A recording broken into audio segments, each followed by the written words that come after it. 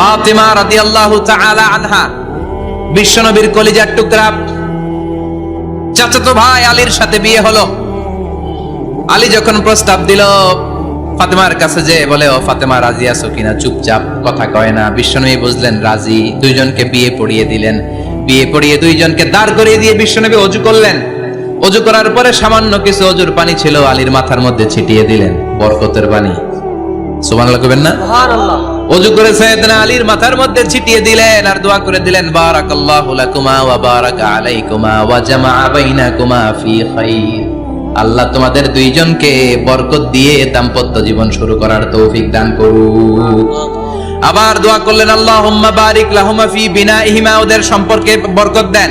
ওয়া নাসালিহিমা শিবলিহিমা, ওদের গর্ভে যে সন্তান আসবে এগুলোর শ্রেষ্ঠ সন্তান বানান। 1 বছরের ব্যবধানে ঘরটাকে আলোকিত করে প্রথম সন্তানের জন্ম হাসান। সুবহানাল্লাহ। হাসান রে বিশ্বনবী এত আদর করেছেন, বিশ্বনবীর কাছ থেকে এত আদর কেউ কোনোদিন পায় নাই। হাসান রে বিশ্বনবী ডাকতেন লুকা। বুখারীর বর্ণনা, শব্দটা কি? লুকা মানে পিচ্ছি। ছোট বাচ্চাদেরকে আপনারা কি কন? আরে পিচ্ছি তো আমি কইছি, আপনারা কি কন? বাবু বলেন। আর কিছু কি বলেন? আর কিছু নাই। তাহলে এই যে বাবু পিচ্ছি, হ্যাঁ, এই বাবু পিচ্ছি আরবি হচ্ছে লুকা। বিশ্বনবী ফাতেমার ঘরে এসে বলতেন, আইনা লুকা, পিচ্ছিটা কই রে? আমার হাসান কই, আমার নানা ভাই কই? আর বিশ্বনবীর আওয়াজ শুনলে হাসান এসে বিশ্বনবীর কাঁধে, আল্লাহু আকবার, আল্লাহু আকবার। বিশ্বনবী বলতেন, ফাতেমা আমার কলিজার টুকরা, যে ফাতেমারে কষ্ট দেয় সে আমারে কষ্ট দেয়, ফাতেমারে আনন্দ দেয় মানে আমি বিশ্বনবীরে আনন্দ দেয়।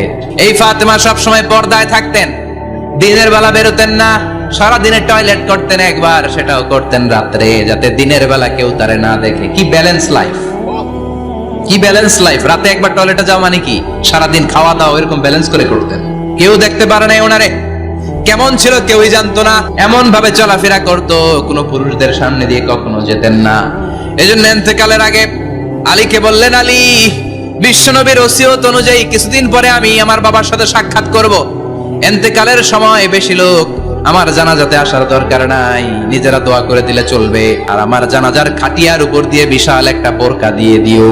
এটা আরবিতে বলে নাউশ। কি বলে?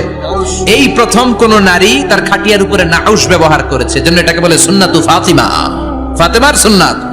সাইয়েদাতুনা ফাতেমার আগে কেউ জানাজার খাটিয়াতে নাউশ ব্যবহার করে নাই। আল্লাহু আকবার। আলীকে বলে গেলেন, আলী, অল্প কয়েকজন পুরুষ নিয়ে জানাজা দিও, বেশি মানুষের কাছে আমার নিও না। দুনিয়ার বুকে আমি লুকিয়ে লুকিয়ে চলতাম, মরার পরে লুকিয়ে লুকিয়ে আল্লাহর কাছে চলে যেতে চাই, পুরুষদের সামনে আমার নিও না। ও মা, এই ফাতেমার জীবনী থেকে আপনার জন্য শিক্ষা হলো পর্দা। সব সময় পর্দাটা দেহে থাকার দরকার আছে না নাই? রাজি আছেন তো? তাহলে এই 6 জন নারীর জীবনে যদি আমার মায়েরা পরে, আমার মায়েরা বোঝে, ওই মায়েরা বিপদগামী হতে পারে নাকি? হতে পারে। তাহলে 6 জনের আবার রিভাইজ করে চলেন। প্রথমে বললাম কার কথা? হাজারের জীবনী থেকে শিক্ষা কি?